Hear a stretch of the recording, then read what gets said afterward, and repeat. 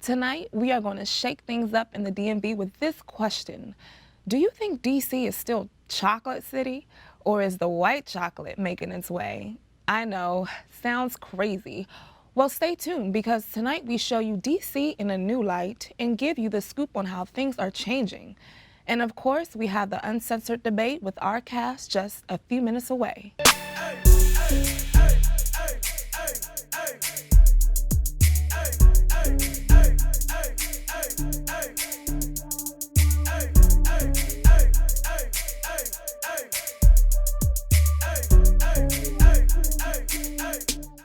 Now that we kind of saw that DC has been gentrified, do you feel like blacks have lost out on a chance to make DC a better place? I think in some ways, yeah, I think so. I really do. I think the people that are in a place, and no matter what place it is, have the best opportunity and the best access to the resources in that city. But what if they didn't have any resources per se? That's what I think. I think black people were giving the short end of the stick. Like, they don't have resources like education, jobs, whereas white people, they're coming in with the money and they have the resources to make DC quote unquote better. But when black people were living there, those resources weren't available to them. You know, everyone comes into this life with a different background and you make things happen for yourself. We all talk about equality and wanting to be treated equal. And if you want to be treated equal, you need to act equal. And so what do you mean by that? I hate to say it, but I feel like a lot of times people try to make excuses. And, you guys don't know, but I came from a family that was broken. You guys don't know any of those things because I don't talk about them and I don't act like it because it's not relevant. I'm going to get exactly what I want out of this life because that's what I want. Because nobody's going to give you anything. Exactly. Nobody I'm ever gonna get gives it for anybody myself. anything. If you don't get it yourself, unless you come from a 1% or 3%. So I guess, my thing is, what do you guys say to a person who is trying to, let's say a black person wants to move into a certain neighborhood and a white owner doesn't want to sell that house to them? That type of phenomenon, what do you guys say to that, and how does that affect the game, as we call it? My thing is, you have to consider what black people were going through. Let's not forget about slavery. Slavery ended in 1865. Right after that, you have people that are prejudiced against black. Then you have the introduction of Jim Crow laws. So even if somebody wants to get a good job, a black person, they're not going to be able to get that job. And then shortly after Jim Crow ended, then you have this introduction of gentrification. So I don't think it was shortly after. I think there was a lot of time there. A lot of time. You said 1865. Well, that was the ending of slavery. The issues still exist. There's no doubt that they're still there. There's no doubt that there's a huge racial component to the whole thing. Because, yeah, it was April 4th, 1968, MLK assassinated, riots happened, and the city was burned to the ground. So the resources that the people who stayed here, a lot of people left. A lot of middle class, white people, black people, Jewish people, a lot of people left and fled this city. The people that could, basically, got out because the city was burned to the ground.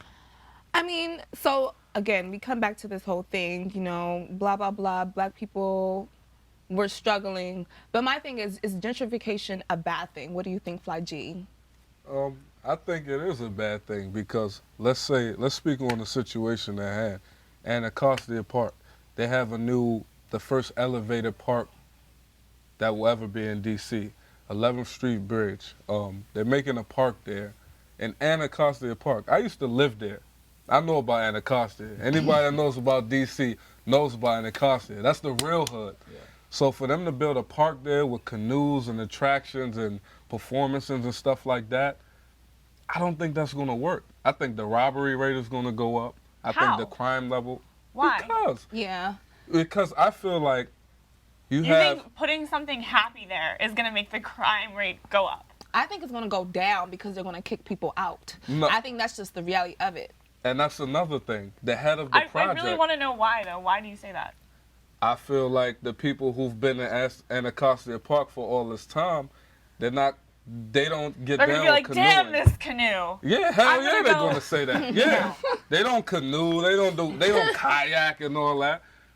They'll move out, though, because they probably wouldn't be able to afford living there. But that's Exactly. the thing. You're The right. head of the project said that he will not feel satisfied and he'll know that his mission failed if the people that have been there since he started this project can't afford to live there. They're trying to make it that the people that have been in that environment for all their life are able That's to good. afford it. But me personally, knowing tourist attractions and things like that, I've never seen an area that you put an attraction like that and the rate of living doesn't skyrocket. It always happens. We just now got to the actual real definition of gentrification when we're talking about people not being able to afford. We started this conversation on race, and race is a byproduct of gentrification, and it's not something that can be ignored in this conversation. Right. But the definition of gentrification at its core is economical, and it's working class, lower class people being Black moved or in white. on every yellow or red. The word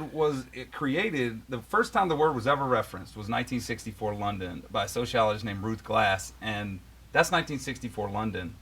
London's like 60% white today. I can't imagine in 1964 how white it was, and she was recognizing that working class, white neighborhoods were being moved into by middle and upper class people. Even though, you're saying, hey, like, it's a class thing, but I just feel like race and class unfortunately overlap a lot, and I think that's where we Right. I stand. mean, I personally feel like I was saying before, you get what you want out of your life, and I think if people want to stay here bad enough, then they can find, I think it's an excuse to say, oh, I don't have this resource or I don't have this. We live in America. This is the land of opportunity. And yes, there is inequality, but we all face inequality. I think the reason why it just hurts a lot too is because it's such almost a sad story or like a tragedy. Like, these people were here for so long, and then all of a sudden now this city is all of a sudden booming and all this revitalization is happening, and it's like, well, what took it so long? You have different restaurants or condos being named after, different people or famous black people, and I just feel like, well, people are making money off of that. Okay, why couldn't the black people make money off of that, though? Well, I don't know. There We don't are, own any though. black-owned The fact is that businesses. there are. When you're talking about like Ellington Apartments, when I looked that up, there was one of the major developers of Ellington Apartments was a black-owned firm. There really are. When we talk about Busboys and Poets, when you talk about Eatonville, that's owned by an Iraqi American. That's not owned by a white American. That's not an Anglo-Saxon from England that came over. Right. And so we got to be careful of where we generalize some Well, of these maybe that's things. the Exactly. misconception that we have. I think there's a lot Yeah. of It is a misconceptions about misconception. Yeah. Yeah. And I think it's people always look at it like kind of a dichotomy, like white versus black, when in reality is maybe it's a class thing. Well, yeah, but they also look at it as, it's all about money. What if that person really wants to preserve the history there? Like, What Is if they're it that they want to preserve the history, or is it that they want to make money off of it? Capitalize on it, yeah. Well, Well, that's Like what I was just what- saying, but why are we always looking at it that way? Like, all we've talked about here is money. we're talking about it's making money, but you're saying it's about preserving the history. well, What if- why isn't it we're both? gonna stop here and we're gonna come back and resume this after the break. Hi, I'm your host, Fly G, I'm Marin Miller and this is your Tips for Living. in D.C. All right. If there's a line around the block, it's not for welfare checks. It's because someone just opened a new cupcake shop. Georgetown Cupcake. See what we have here. If you're walking down U Street and a drunk white guy throws his hands up, he's not trying to fight. He's trying to give you a high five. High five, anyone? High five? High five? Driving around D.C. and think you're lost? Don't worry. The area has just been redistricted, reconfigured, and repackaged into a cute, catchy neighborhood. Noma. Understand that your neighborhood has been gentrified. If all of a sudden stores are open for 24 hours. It's true. Kind of true. True. All right. When the white people show up, or those red rental bikes, forget it. Your neighborhood has been gentrified. City bike? Yeah. Don't panic if you can't find any liquor stores. Try searching again, but look for wine and spirit shops. I got a couple on my block too. Although DC has changed a lot, if you're white, it's still not safe to go to Anacostia. Take a black buddy with you. I got your back. Don't sell your house to a black person. Need I say more? I'm Marin Miller, And I'm Fly G. and this has been Tips for Living in DC. To get us back on topic, I want to ask a question. Is gentrification of black culture capitalizing or is it preserving? I don't think that you have to pick one or the other. I don't understand why we're saying either or. Why can't it be both? It is preserving, and it's something, yeah, it's a way to make money. We all want to make money in this world, right? That's how you survive. But I think sometimes, you know, what you have to understand is that different places hold different heritage and different cultures. Like Clayton mentioned earlier in the show, like when you go to a city like Ireland or London, you see things from that specific group's culture in life, and it's just when things change, it's like, you know, I mean, I bet if someone went to London, all of a sudden they were just like green people there, you know, people would wonder like what the hell is going on. True. So I think that's what it boils down to, was like people are wondering what's going on. Well, change is hard. Change it's inevitable and it's hard.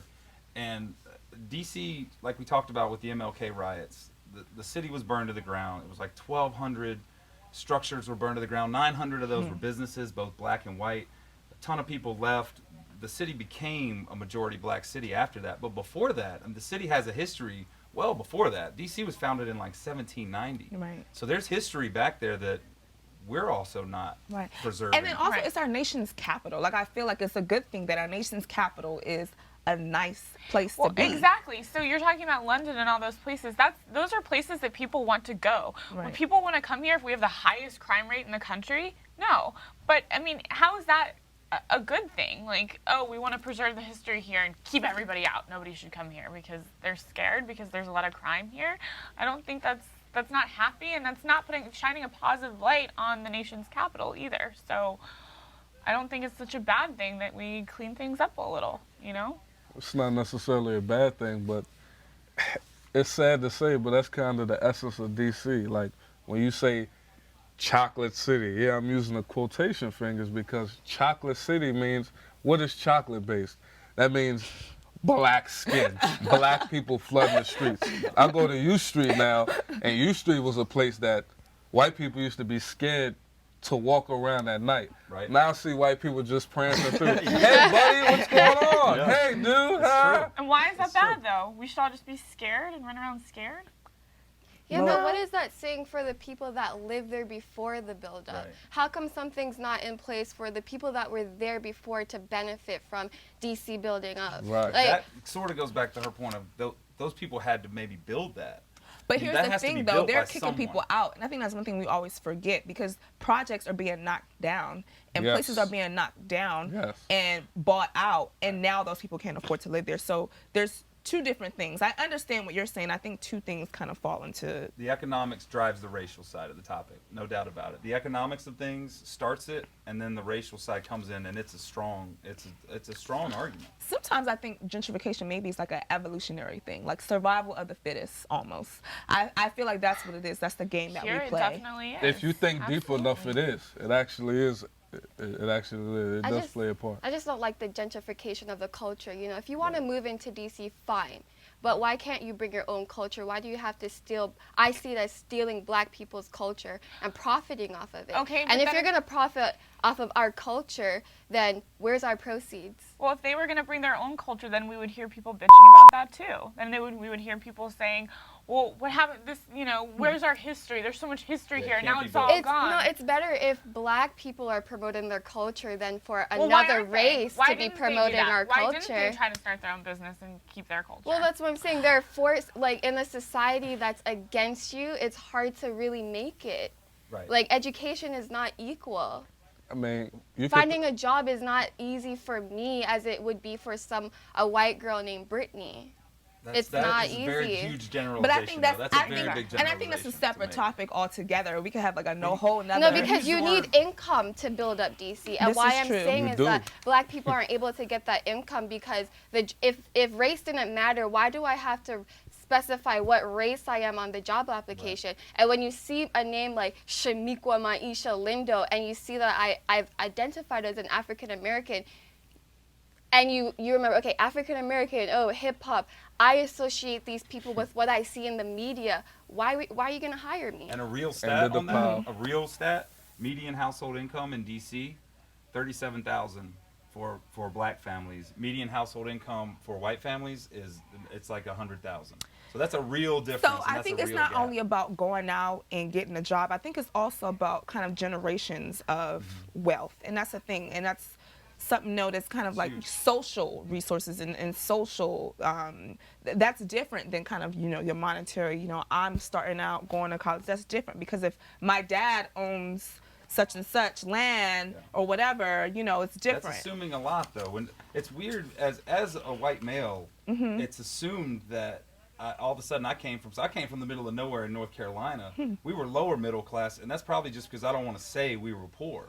But a lot is assumed of you when you are white. But you use the term evolution, and I think that's more what's happening. I don't think we have to spin all this in such a negative light where things evolve and things are constantly changing. So I think it's a good thing that at least people are trying to preserve the history, because they could very easily just set up businesses there and not be trying to preserve the history. And I guess what, that brings me to a good point. I feel like my focus now is like, how am I trying to acquire property in DC? I'm trying to be a part of. Right. Exactly. It's not What's really going about. on. I'm trying to be a part of what's going on. So Right. I really am interested in figuring out like where are the new hot spots that maybe not so expensive that young people can start to buy property, because I feel like people are coming into DC and not leaving for once. This is a special period in time where people are moving to DC and not leaving. Revitalization efforts, kind of a nice way to say gentrification, kind of a nice way to say displacement. Do you think those types of things outweigh the stigmas that come along with it, that some of these arguments come along?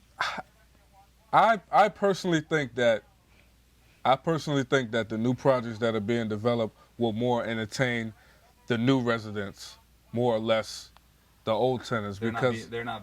I hear that a lot. That they're not being built for us. They're not being built for the people who were there. exactly, it's not. I feel like it's more of, okay, we're coming in, we're taking over this property, we have these new cute condos, so we're going to make a park to facilitate that as well. So when people come in and they want that as a tourist attraction, they have something to actually have fun with. People that's been in DC, they ain't never had no canoes and kayaks and all that. They talk about bike lanes like that too. They're like, kids been riding their bikes Right. around here forever. Forever. Now all of a sudden, this whole neighborhood's changing. Now we have bike lanes. I really think that there should be I think there should be a thing where DC like goes to specific lawmakers and makes it so that people who work in DC can live there. I think that's step one. Anyone have any last comments? Yeah, that's true, because I know people personally that have worked in DC for years, and at one point in time they could afford to live in DC. Right. Now in recent times, they can't afford even to pay half of the rent if they shared it with somebody. There's a million It's angles crazy. on this. There's a million different ways to look at it, and it's no one way. It's not black or white. That's the easiest way to say it. It's not a black or white issue. Well, maybe gentrification isn't a black or white thing, but I'm glad we could talk about this tonight, guys. I really think that we uncovered a lot of points. Well, that is all the time we have in the living room tonight. Thanks for watching, and see you next time.